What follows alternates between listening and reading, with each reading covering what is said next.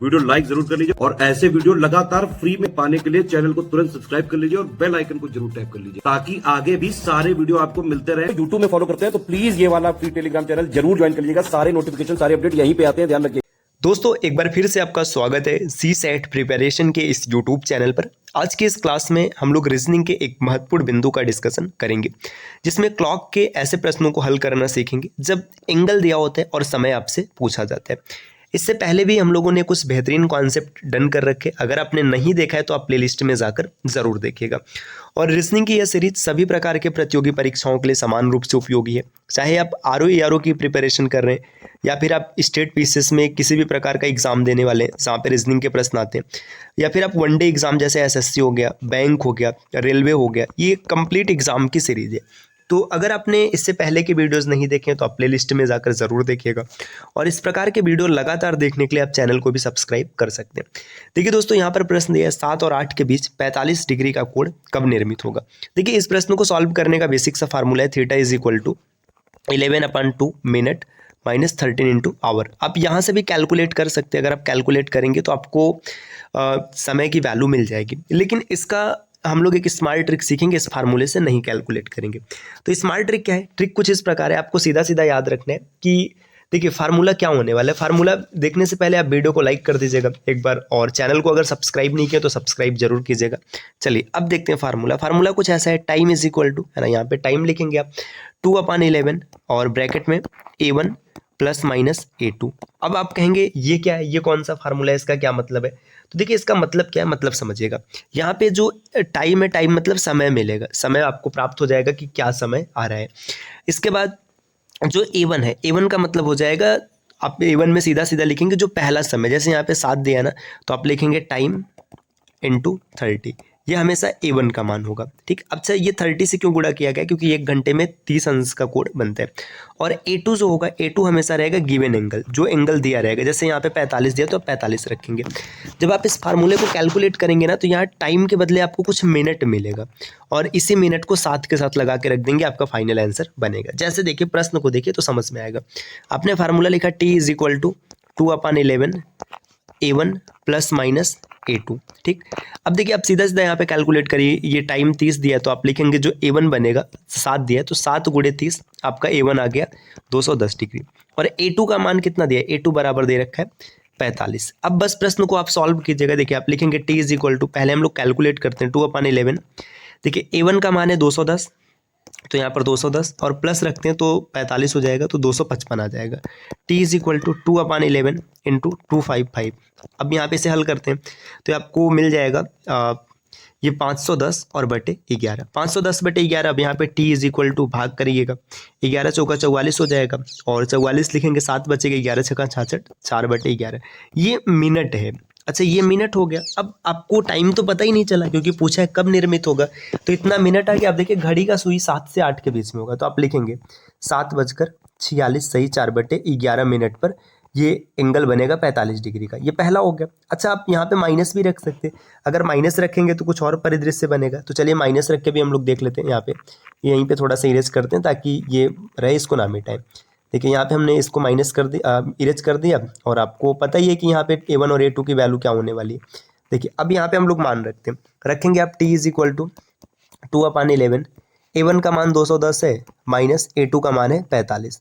अब इसको हल करते हैं, जैसे आप इसको घटाएंगे तो यहाँ से 165 मिलेगा, तो T इज इक्वल टू आप लिखेंगे 2/11 इंटू 165 हो गया। अब इसको काट दीजिएगा, ये 15 आ जाएगा, तो आपको मिल गया 30 मिनट। 30 मिनट मिला और 7:30 इसका सही उत्तर हो जाएगा। तो देखिए यहाँ पर 2 विकल्प सही हो गए, एक 7:30 पर भी सेटिस्फाइड हो रहा है और 7:46 सही 4/11 पर भी हो रहा है।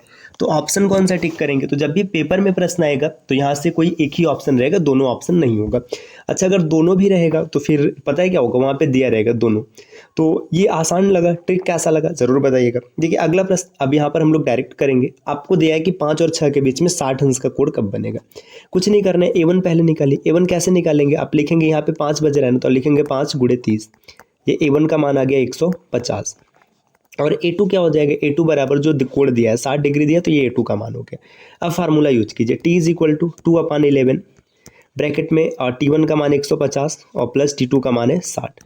एक बार प्लस रखेंगे और एक बार माइनस, तो ये मिल गया t इज इक्वल टू 2/11, ये हो जाएगा इंटू 2 10, 210 हो गया। अब ये बन गया 420, 420/11 भाग कर लीजिएगा। अब भाग करेंगे जो आपका आंसर आएगा वही बनेगा, तो यहाँ पे 7:420/11 पे ये सेटिस्फाइड करेगा। ये पहला हो गया। अब आपको दूसरा भी टाइम निकालना है, तो आप लिखेंगे t इज इक्वल टू 2/11 और 150 माइनस 60, 150 में से 60 जाएगा तो 90 बचेगा, तो t is equal to 2/11 into 19। अब ये हो जाएगा 7:90 दूना 180 मिनट और बटे 11 यहाँ पे रहेगा। तो ये देखिए, ये एक टाइम ये रहा और एक टाइम ये रहा। आप 11 से भाग करके आप इसका आंसर आसानी से देख सकते हैं। ये हो गया। अब अगले प्रश्न पर आते हैं। देखिए नेक्स्ट यहाँ पर दिया, अब वर्जन थोड़ा सा चेंज हो गया, 9:30 और 10 के बीच में पूछ लिया। अब यहाँ पे एक चीज़ बताइए, अब पहले जैसे 7 बज रहा था, 6 बज रहा था, तो आप सीधा सीधा रख रहे हैं। अब 9:30 बज रहा था, क्या 9:30 से गुणा कराएंगे? जी नहीं, इसमें जो पहला टाइम है, जैसे 9:30 है ना, तो खाली 9 से मल्टीप्लाई करेंगे। तो देखिए इस प्रश्न को कैसे सॉल्व करेंगे, आप लिखेंगे a1 is equal to 9 into 30, मतलब 9 गुणे 30, तो आपको मिल जाएगा 270। और a2 कितने डिग्री का मान बोला है? 40 डिग्री का, तो यहाँ पे रखेंगे इज इक्वल टू 40। अब इस प्रश्न को हल करते हैं। देखिए t इज इक्वल टू 2/11 और ये 2/11 ब्रैकेट में यहाँ पर 270 और प्लस में 40, ये हो गया। अब देखिए 270 और 40 को अगर आप जोड़ेंगे तो कितना हो जाएगा? दोनों मिल करके ये बन जाएगा 310। तो t इज इक्वल टू 310 और 310 में 2 का वो मल्टीप्लाई कराएंगे तो 620 हो जाएगा, 620 और बटे 11। देखिए 11×5 = 55 हो गया, ठीक, 11×5 = 55 हो गया और यहाँ से बच जाएगा 7, 11×6 = 66, तो यहाँ पे 4 और बटे 11, इतना मिनट आ गया, इतना मिनट आ गया। तो आप लिखेंगे 9:56 सही 4/11 मिनट। ये पहला सेटिस्फाइड हो गया। अब दूसरे वाले को चेक करते हैं। दूसरे को चेक करना है तो आप माइनस रखेंगे। एक यहाँ से आपका क्लियर हो गया, ये वाला समझ में आ गया। 9 इसको यहाँ पे मैं साइड में लिख दे रहा हूँ। देखिए 9:56 सही 4/11 मिनट। अब दूसरा टाइम निकालना है तो फिर से वही कीजिएगा, t इज इक्वल टू 2/11 और 270 यहाँ पर हो जाएगा। 270 में से आप 40 को माइनस करेंगे, तो जैसे ही 40 को माइनस करेंगे तो 40 को माइनस करने पे मिलेगा t इज इक्वल टू 230, मतलब 460 और बटे 11। अब यहाँ पे फिर से भाग कीजिएगा, 11×4 = 44 और 11×1 = 9, इतना मिनट आ गया। तो आप लिख लेंगे आराम से 9:41 सही 9/11 मिनट।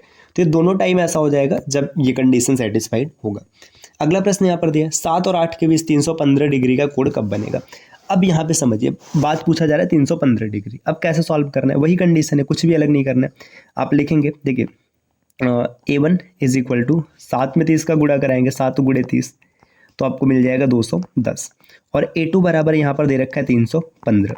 अब यहाँ पे थोड़ा सा ट्विस्ट बनेगा इस प्रश्न में, ध्यान दीजिएगा, ये दोनों याद रखिए। अब सबसे पहले हम लोग लिखेंगे t is equal to 2/11 bracket में a1 प्लस a2 सीधा सीधा लिखते हैं 210 और प्लस में 315। तो इसको हल करते हैं। t इज इक्वल टू, देखिए ये हो जाएगा 425, 425 में 2 से गुणा कराएंगे तो ये हो जाएगा 850/11। अब इसको हल करिए, देखिए 11×7 = 77 हो गया और यहाँ पे 8 बचेगा, फिर 11×7 = 3/11। अब आप अगर इसको ऐसे ही लिखेंगे, जैसे लिखेंगे 7:77 सही 3/11 मिनट, तो एक चीज़ ध्यान दीजिएगा कि 77 मिनट होता ही नहीं है, घड़ी में अधिकतम कितना होता है? 60 मिनट होता है। तो ये 77 मिनट जब बोलेंगे ना, मतलब ये 8 के पार चला जाएगा। जैसे 7 बज रहा है, 8 बज रहा है, अब इसके बीच में 60 मिनट ही है। अगर आप 70वां मिनट लेंगे तो 8 और 9 के बीच में हो जाएगा, तो मतलब ये वाला टाइम नहीं हो सकता, ये एलिमिनेट हो गया है ना, मतलब इस टाइम पर नहीं बनेगा। अब यहाँ पे हम लोग क्या करेंगे? माइनस लेंगे। फिर से ये लिख देते हैं, a1 की वैल्यू है 210 और a2 की वैल्यू है 315। तो आप लिखेंगे t is equal to 2/11 bracket में, अब यहाँ पर क्या लिखेंगे? 210 माइनस 315। अब इसको घटाएंगे, एक चीज़ ध्यान दीजिए, माइनस में आएगा तो क्या समय कभी माइनस में हो सकता है? समय तो कभी निगेटिव हो ही नहीं सकता है। समय जब भी रहेगा वो पॉजिटिव ही रहेगा, तो ये भी सेटिस्फाइड नहीं करेगा। तो कहना क्या है, क्या 7 और 8 के बीच में 45 डिग्री का कोण कभी नहीं, सॉरी 7 और 8 के बीच 315 का कोण कभी नहीं बनेगा? जी नहीं, ये गलत है। देखिए अब यहाँ पर क्या बनेगा, यहाँ पर ये होगा ना कि जब भी ऐसा एंगल होगा जो 720 से ज़्यादा, मतलब ऐसे टाइम आ जाए जो उस रेंज को क्रॉस कर जाए जो 60 मिनट होता है, तो वहाँ पे आप क्या करेंगे? इसको 360 से माइनस करेंगे। देखिए आप लिखेंगे 360 माइनस 315, तो यहाँ पर हो जाएगा 45 डिग्री। देखिए ऐसा क्यों किया गया? देखिए ये पूरा घड़ी है, घड़ी में अधिकतम 360 डिग्री का कोण बनता है।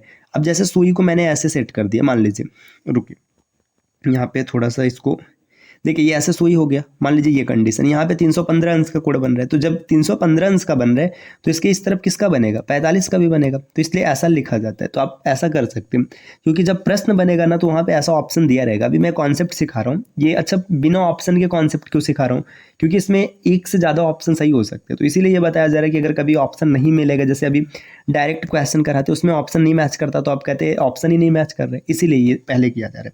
तो आप पता है क्या करेंगे, अब यहाँ पर ना आप देखिए A1 तो आपका 210 ही रहेगा, A2 को आप 45 रखेंगे। जब A2 को 45 रखेंगे, 45 कैसे रखा गया, क्योंकि इसे 360 से माइनस कर दिया गया। अब आप अप्लाई करेंगे t इज इक्वल टू 2/11 और इन दोनों को जोड़ेंगे तो 255 आ जाएगा, और ये फिर बन जाएगा 510 बनेगा, 510 बनेगा बटे 11 हो जाएगा, 46 सही 4/11, ये सेटिस्फाइड हो जाएगा। अभी हम लोगों ने पीछे किया था। और फिर दूसरा जब करेंगे t इज इक्वल टू 2/11, दोनों को घटाएंगे तो ये कितना आएगा, 165 आएगा, 165 का मतलब 30 हो जाएगा। तो अभी हम लोगों ने ऐसा पीछे कैलकुलेट किया था, तो आप यहाँ से देख लेंगे 9:46 पर ये कंडीशन होगा और यहाँ पर होगा। अगले प्रश्न पर आते हैं। अगला प्रश्न यहाँ पर दिया, 1 और 2 के बीच 110 डिग्री का कोण कब बनेगा। 1 और 2 है, इसके बीच में 110 का एंगल निकालना है। देखिए सीधी सी बात है, आप रखेंगे A1 की वैल्यू कितनी हो जाएगी, A1 की वैल्यू अगर आप देखेंगे तो यहाँ पे 30 हो जाएगा, है ना। A2 की अगर बात करेंगे तो 110 हो जाएगा। अब इसको प्लस वाले फॉर्मेट में रखिए, t इज इक्वल टू 2/11, दोनों को जोड़ेंगे तो कितना मिलेगा, 140 हो गया। तो t इज इक्वल टू 280/11, 11 से भाग करेंगे तो 11 दूना 22, 6 बच गया, 11 बचे 55, इतना हो जाएगा। 25 सही 5/11 मतलब 1 बचकर 25 सही 5/11 मिनट पे ये चीज़ सेटिस्फाइड करेगा। अगले स्लाइड पर आते हैं। देखिए ये यहाँ पे इतने 5-6 प्रश्नों का डिस्कशन हम लोगों ने किया है। अब अगली वीडियो से हम लोग जितने भी प्रश्न रखेंगे सब में ऑप्शन रहेगा, कि पेपर में आए हुए क्वेश्चन रहेंगे तो वहाँ पे ऑप्शन भी आपको मिलेंगे। तो जब कभी भी टाइम दिया हो, एंगल दिया हो और टाइम निकालना हो तो कैसे निकाला जाता है आपने सीख लिया। इसी प्रकार हम लोग एक एक करके ना कंप्लीट कॉन्सेप्ट का डिस्कशन करेंगे, पूरा रीजनिंग आपके ना एकदम दिमाग में उतर जाएगा। आपको परेशान नहीं होना है, बस चैनल को सब्सक्राइब कर लेना है। आप अन्य सब्जेक्ट को तैयार कीजिए, रीजनिंग की टेंशन मुझ पर छोड़ दीजिए। कंप्लीट रीजनिंग आपको एकदम आसानी से सिखा देंगे, ठीक। तो मिलते हैं साथियों आपसे अगले वीडियो में। हाँ, उससे पहले कुछ ज़रूरी सूचना है। देखिए अगर आप RO UP PCS BPSC UP SSS किसी भी एग्जाम की प्रिपरेशन कर रहे हैं तो आप स्टडी फॉर सिविल सर्विसेज के पेड कोर्सेज को ज्वाइन कर सकते हैं, जिसके लिए नीचे स्क्रीन पर दिख रहे किसी भी नंबर पर आप कॉल या व्हाट्सएप करके जानकारी ले सकते हैं। मिलते हैं साथियों आपसे नेक्स्ट वीडियो में, तब तक के लिए नमस्कार।